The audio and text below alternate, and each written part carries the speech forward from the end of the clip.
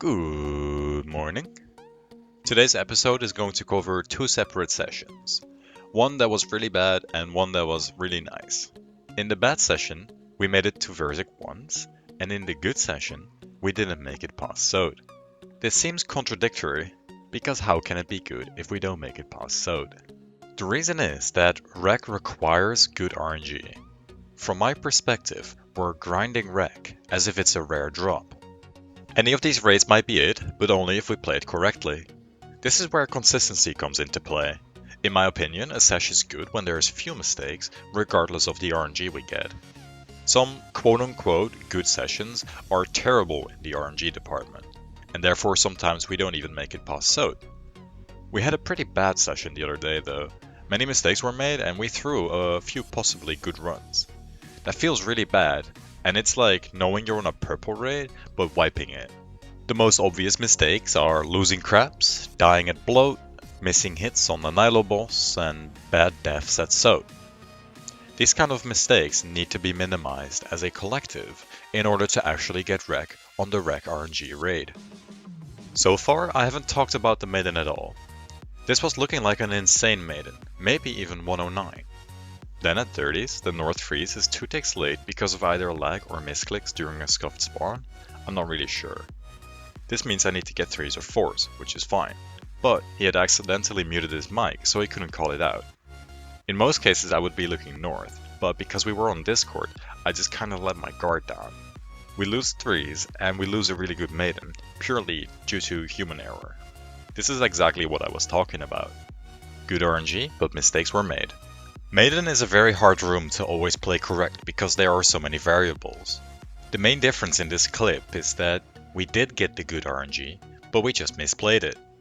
That's like knowing you're on a purple raid, but you wipe it. Okay, next up is the Verzic run on our bad day. During the first few rooms I have an overlay on the screen because I was streaming and people kept asking what we were resetting for. Halfway through the sesh, Horse and I swapped roles, which is why I'm freezing north. We bow on 72 and I hit big. Everyone is on tick and it's looking good. I kind of dislike doing north because honestly it's pretty boring. You just bow into 70s and then freeze 8 crabs in a row essentially. 1, 2, 3, 4, 1, 2, 3, 4. Maybe for you guys it's nice to see a different angle though. I wait for the proc to make sure I'm on tick. After that, we just freeze all the crabs and start bowing. I get a bit closer to the pile here to speed up the Ice Barrage projectile. The damage splat of the Ice Barrage needs to cleave on the old 70s, and if I don't step closer, they might unfreeze by the time my barrage hits. If you want to start doing this, you need to make sure that you don't get caught by blood though. As North Mage, if everybody on your team stays on tick, the procs are normally very clean. You don't really have to think about when it's gonna proc. As long as you don't bow on 29%, you're probably good to freeze all the crabs. So a little advice to all you North Mages out there, you can just blame the team if it's a weird proc. This was a really nice maiden, very clean, and it pays off. 113 into bloat. This is the biggest part I like about being North Mage though, the setup. At maiden, you don't trade. At bloat, you don't trade. At Nilo, you barely trade. At Sode, you barely trade. That's some good trades. Alright, so here I'm just waiting for them to finish up trades and start p-necking. I'll speed it up a little until the end of the room, which is when this happens. The damage was looking fine until halfway through the bloat. We'd gotten a bunch of maidens into bad bloats, either due to deaths or just lack of damage, and this bloat was no different. We thought we weren't going to get the one done at all, but after the stomp and everybody dying to flies, we managed to take him down with us. When we kill him past the stomp, it's a really bad bloat time. But with our great maiden, we're still on pace. The Theater Stats plugin was still broken, so I can't tell you the waves exactly, but they were really bad though, and I can tell from my spec bar. You're not supposed to be this close to regenning when the boss spawns. The Nilo boss spawn time is an easy way to unnecessarily throw some extra time, because you can easily get decently consistent waves. A bad boss spawn 9 out of 10 times means that someone misplayed. Again, I intend to do a more detailed Nilo Waves analysis, but I'm still collecting footage and honestly, the courage to start that project. It's gonna be a sweaty one. We get kind of spooned on this boss, and the raid is actually still runnable after that horrible bloat and these below average waves. Regardless of what happened during previous rooms, we need to just play the best we can in future rooms as long as the pace is within our thresholds.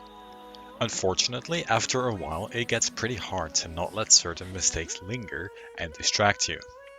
That is basically what, in my opinion, defines a bad session, when you go into a room expecting the worst. Okay, shake it off, 2 hammers, we can do this. I just need to make sure that I take enough venges to be below 70 HP. Because if I'm too high health, the maze method might not work and surviving becomes a matter of RNG. This is why taking early venges is kind of important, even though it's pretty dangerous to risk an orb chain just killing you. I get chosen for the maze and I'm starting to look at the orbs to see if anyone died during the maze. Okay, we're all good. I heal group and I attack Sot. I immediately take an orb, putting me at low health. I also need the spec transfer, which costs 10 HP, and we're about to get the death ball. I'd rather not use my last shark here, but I will if I have to. Fortunately, I'm exactly high enough health to share the ball as long as everybody DDs. I get teleported for the maze on 1 HP and have to shark P-neck before stalling. Otherwise I die to the first maze tile. I come off the maze at just under 50 HP, so I can't tank an orb yet. I'm thinking I might tank an orb at the end as long as I don't die with more than 1 hit left. Then I look at the bottom of my screen and I see certain death for Tuki. Damn. Alright, whatever, let's see what this Sot brings. We kill him and it's a 133. 705 into Xarpus, that's actually still really good. I'll just skip over the Xarpus again, nothing really exciting happens here, and it's a 207. This is when I realized I should take off the overlay, so you're getting my YouTube overlay from here on out. The Xarpus entry was on the edge of being runnable, and the Xarpus itself wasn't that great, so we're kind of on the edge of resigning, but since we're here we might as well finish the raid. The Verzik actually went really well. We were on a decent pace to get a good Verzik, and with a good Verzik, we'd probably have gotten a 1220x. Again, that's not really what we're looking for, but it's nice to complete a raid once in a while, especially in a session like this. We prepare for crabs and, oh boy, the boss gets moved. That completely throws our crab method in the bin, and suddenly we're in a bad spot and we're all DD'd. You can see we're all scrambling to try to do the method anyway, but it doesn't go well, and this raid is over. That was enough of that for one day. I decided to go to bed and start fresh the next day. So this is the next day, and I don't really have a lot of interesting footage, because we didn't get much done honestly. Will be a good skip. Yeah, it's looking like a decent skip at least, but I don't think it's runnable, is it? Wait. Oh, that's insane skip. It is not. The 15. What the? We'd already spent about 40 minutes just to get to bloat, and then we didn't get the 1 down. However, we were playing really well, and just weren't rewarded for that day's consistency. We had a lot of bloat deaths purely due to lack of damage, for example. With the way our setups are now, we don't really have another choice though. Also, the Nilo bosses were awful. Double and triple mage phase every single time. We did make it to Sot once though, and this is what happened. We missed the first hammer but got an instant backup. That's great and nothing to complain about. The damage is actually really good, but even though I tanked an orb, I'm still too high health. If I don't get chosen, I'll be chanced. Luckily, I do get chosen, and will be fine.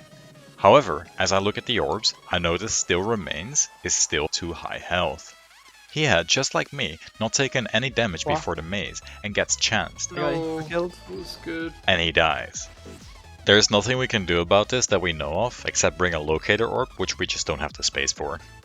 It's a risk we have to take, and here we are, paying the price. That's just the cost of the method though, and without this method, there wouldn't be any point running in the first place. Unlucky, go next. That's it for today's video. I know it wasn't as exciting as some of my other videos, but sometimes it's just like that. I do have footage of a very exciting session in store, with lots of stuff happening. We've been running a lot lately and I've struggled to find time to process all the footage. During the weekend I'll try to catch up, so I'll probably release at least one more episode before Monday.